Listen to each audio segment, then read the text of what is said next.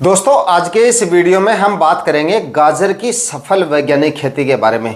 1 एकड़ में गाजर की खेती करने के लिए बीज की रिक्वायरमेंट कितनी होती है, 1 एकड़ में गाजर की खेती करने के लिए टोटल जो खर्चा होता है आपका वो कितना हो सकता है, इसकी खेती के लिए मिट्टी कैसी होनी चाहिए अच्छे उत्पादन के लिए, और इसकी खेती करने का एकदम सही तरीका कौन सा है और सही समय कौन सा है, यानी कि कौन से समय तक आपको इसकी अगेती खेती कर लेनी चाहिए, कौन से समय पर लगाने पर आपको सबसे ज़्यादा मंडी भाव मिल सकते हैं। कंप्लीट विषयों पे बात करेंगे और 1 एकड़ में गाजर की खेती से कितना मुनाफा लिया जा सकता है ये जानकर आप वास्तव में हैरान रह जाएंगे। कंप्लीट विषयों पे बात करेंगे, इसलिए वीडियो को अभी से लाइक कर दीजिएगा और चैनल पे नए हैं या सब्सक्राइब नहीं किया है तो चैनल को सब्सक्राइब करके बेल आइकन भी प्रेस कर दीजिएगा ताकि समय समय पे आपको खेतीबाड़ी से रिलेटेड वीडियोज मिलते रहे। नमस्कार दोस्तों, मेरा नाम है सुरेश और आप देख रहे हैं खेत किसान झुंझुनू। तो दोस्तों सबसे पहले हम बात करेंगे गाजर की बुआई के लिए सही समय और उपयुक्त टेम्परेचर। तो इसकी बुआई वैसे तो अक्टूबर से लेकर और नवंबर माह तक की जाती है, लेकिन जो किसान भाई इसकी अगेती खेती करते हैं वो सितंबर माह में भी गाजर की बुआई कर सकते हैं। लेकिन सितंबर माह में गाजर की बुआई करते हैं तो इसमें बीज की जो रिक्वायरमेंट होती है वो थोड़ी सी ज़्यादा होती है और रख रखाव और देखभाल भी सबसे ज़्यादा करनी पड़ती है क्योंकि टेम्परेचर इस समय काफ़ी ज़्यादा होते हैं। इसलिए सितंबर माह में सिंचाइयों का भी आपको उचित प्रबंधन रखना पड़ता है, अच्छे तरीके से मैनेजमेंट करके, और उसके बाद में सिंचाइयों का आपको विशेष तौर से ध्यान रखना पड़ता है और बीज की खपत आपकी थोड़ी सी ज़्यादा होती है। इसलिए सितंबर माह में आप इसकी खेती कर रहे हैं तो इसके लिए उचित जो टेम्परेचर होते हैं वो जब 32, 33, 34 डिग्री के आसपास तक हो तब आप इसकी बुआई कर सकते हैं, और 33, 34 डिग्री से अगर टेम्परेचर ज़्यादा है तब आपको थोड़ा सा इंतजार करना चाहिए। इससे ज़्यादा टेम्परेचर है तो आपका बीज जो है वो काफ़ी ज़्यादा खराब हो सकता है। तो जब 32, 33 डिग्री के आसपास टेम्परेचर आ जाए तब आप इसकी बुआई कर सकते हैं। कहने का मतलब है सितंबर के मध्य तक आप इसकी बुआई कर सकते हैं। और दोस्तों आपके एरिया में टेम्परेचर अगर ज्यादा नहीं है तो सितंबर के पहले सप्ताह तक भी आप गाजर की अगेती खेती कर सकते हैं। गाजर के अच्छे विकास और कंद के अच्छे विकास के लिए जो सही टेम्परेचर होते हैं वो मिनिमम टेम्परेचर 10 डिग्री से लेकर और 20-25 डिग्री के आसपास रहने चाहिए। गाजर की बुआई के बाद में गाजर के कंद के अच्छे विकास के लिए जो टेम्परेचर की आवश्यकता होती है वो मिनिमम 10 डिग्री से लेकर और 20-25 डिग्री के आसपास तक टेम्परेचर रहते हैं तो गाजर का विकास भी अच्छा होता है और कंद का विकास भी काफी शानदार होता है। तो ये तो हुई टेम्परेचर और क्लाइमेट कंडीशन की बात, किस समय पे आपको बुआई करनी है। सितंबर माह के मध्य तक अगर आप इसकी अगेती खेती करते हैं तो आपको अच्छे खासे मंडी भाव मिल जाते हैं। इस समय के दौरान आप जो है इसकी बुआई कर सकते हैं।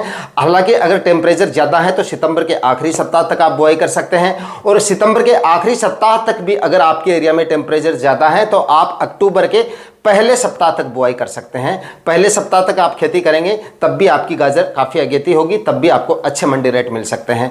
अब बात कर लेते हैं इसके लिए उचित भूमि कैसी होनी चाहिए। तो दोस्तों गाजर की बुआई के लिए सबसे अच्छी जो मिट्टी होती है वो रेतीली दोमट मिट्टी या भुरभुरी जो मिट्टी होती है वो सबसे ज़्यादा उपयुक्त मानी जाती है, जिसका पीएच मान 6 से लेकर 7 के बीच में होना चाहिए, यानी कि उचित जल निकास वाली भुरभुरी मिट्टी इसके लिए सबसे ज़्यादा सर्वश्रेष्ठ होती है। दोस्तों बात करें इसकी उन्नतशील किस्मों की और बीज रिक्वायरमेंट की, यानी कि 1 एकड़ में कितना गाजर का बीज लग सकता है। तो उन्नतशील किस्मों की बात करें तो वैसे तो गाजर की बहुत सारी किस्में होती हैं, लेकिन सबसे अच्छा वही रहेगा जो आपके एरिया में सबसे ज्यादा किस्में चलती हैं, उन्हीं किस्मों का आपको चयन करना चाहिए। ज्यादातर किसान भाई जो गाजर की वैरायटियां लगाते हैं उन वैरायटियों का आप सिलेक्शन कर सकते हैं और उन्हीं किसान भाइयों से देसी बीज खरीद कर आप डाल सकते हैं। अदरवाइज अगर आप बीज खरीदना चाहते हैं तो यहां पर आप सनग्रो की देसी रेड नाम करके एक वैरायटी आती है, आप इस वैरायटी का सिलेक्शन कर सकते हैं। सनग्रो की 2 वैरायटी आती हैं, दोनों में से आपके एरिया में आप देख लीजिएगा ये वैरायटियां चलती हैं या नहीं चलती हैं, या आपके एरिया के क्लाइमेट कंडीशन के हिसाब से ये वैरायटियां सूटेबल हैं, तभी आपको इन वैरायटियों का सिलेक्शन करना है। बाकी आपको ये देखना जरूरी है कि आपके एरिया में जिन वैरायटियों का ज्यादातर सिलेक्शन किया जाता है उन्हीं वैरायटियों को आपका लगाना है। तो इस तरीके से आप गाजर की वैरायटियों का सिलेक्शन कर सकते हैं। अपने आसपास के किसान भाइयों के पास में आराम से आपको देसी गाजर का बीज मिल जाएगा, उन बीजों को खरीदकर आप गाजर की बुआई कर सकते हैं। 1 एकड़ में बीज की रिक्वायरमेंट की बात करें तो अगर आप इसकी अगेती खेती कर रहे हैं यानी कि सितंबर और अक्टूबर माह में गाजर की बुआई कर रहे हैं तो लगभग 1 एकड़ में 5 से 6 केजी तक आपका बीज लग जाता है। और वहीं पर अगर आप गाजर की पछेती खेती या सीजन के अंदर आप इसकी बुआई कर रहे हैं यानी कि नवंबर के आसपास इसकी बुआई अगर आप कर रहे हैं तो लगभग 4-4.5 केजी तक आपका काम चल जाएगा, यानी कि 4 से लेकर 4.5 केजी तक 1 एकड़ में आपके बीज की खपत होगी अगर आप गाजर की खेती नवंबर माह के आसपास करते हैं। तो ये तो हो गई बीज की रिक्वायरमेंट। और दूसरा दोस्तों, अगर आप मशीन से गाजर के बीजों की बुआई करवा रहे हैं और अगेती खेती कर रहे हैं तब भी आपकी बीज की खपत थोड़ी सी कम हो सकती है, यानी कि लगभग 4.5-5 केजी से आपका काम चल जाएगा अगर आप अगेती खेती कर रहे हैं और मशीन से बीज की बुआई करवा रहे हैं। वहीं पर अगर आप पुरानी और परंपरागत विधि से, छिड़काव विधि से गाजर की खेती कर रहे हैं तब तो आपको उतना ही बीज डालना पड़ेगा, यानी कि 5 से लेकर 6 केजी के आसपास आपका बीज लगेगा अगर आप इसकी अगेती खेती कर रहे हैं। इसकी खेती के लिए जमीन की तैयारियां कैसे करें? तो दोस्तों, गाजर की खेती से अगर आपको अच्छा उत्पादन लेना है ना, चाहे आप अगेती खेती कर रहे हैं या चाहे पछेती खेती कर रहे हैं, लेकिन इसके अच्छे उत्पादन के लिए जमीन की तैयारियों पर आपको सबसे ज्यादा ध्यान देना पड़ेगा। यानी कि आपको एक गहरी जुताई जरूर कर लेनी है। मिट्टी पलटने वाले हल से, चाहे आप तोता हल से करें, चाहे आप डिस्क प्लाऊ से करें, चाहे आप मोर प्लाऊ से करें, लेकिन एक गहरी जुताई आपको जरूर कर लेनी है गाजर की फसल से अच्छा उत्पादन लेने के लिए। अगर आप गहरी जुताई नहीं करेंगे तो कंद का विकास भी अच्छा नहीं होगा और कंद की, यानी कि गाजर की जो लंबाई है वो भी आपको ठीक से नहीं मिलेगी। और गाजर की अगर लंबाई ठीक से नहीं मिलेगी आपको, कंद का विकास अगर अच्छा नहीं हुआ तो मार्केट प्राइस आपको बिल्कुल भी नहीं मिलेंगे। तो गाजर के अच्छे विकास के लिए और अच्छे क्वालिटी का कंद लेने के लिए आपको जो है गहरी जुताई जरूर कर लेनी है। और उसके बाद में एक जुताई 8-7 दिन बाद में, पहले आपको गहरी जुताई करनी है, उसके 8-7 दिन बाद में आपको एक गहरी जुताई कल्टीवेटर से और कर देनी है। और उसके बाद में आपको पाटा लगाकर जमीन को बराबर कर लेना है। यानी कि बुआई से पहले चाहे आप 2 कल्टीवेशन करें या आप 3 कल्टीवेशन करें, लेकिन मिट्टी जो है आपकी वो एकदम भुरभुरी हो जानी चाहिए।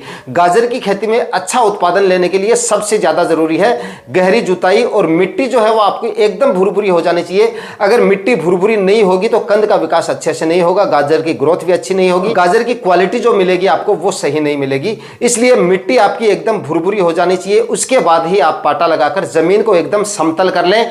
कहीं पर भी जल भराव जैसी समस्याएं नहीं होनी चाहिए। हालांकि आप ये सोच रहे होंगे बारिश वगैरह नहीं होगी उस समय पे, लेकिन जब आप सिंचाई करेंगे, सिंपल और साधारण विधि से खेती कर रहे हैं, तो जब अगर आप फव्वारा इरिगेशन या क्यारियों से अगर आप सिंचाई करेंगे तब जल भराव की समस्या होगी तो आपकी जो गाजर की फसल है वो काफ़ी डाउन हो सकती है, फसल आपकी अच्छे से ग्रो नहीं हो पाएगी और उत्पादन आपका काफ़ी ज़्यादा डाउन रह सकता है।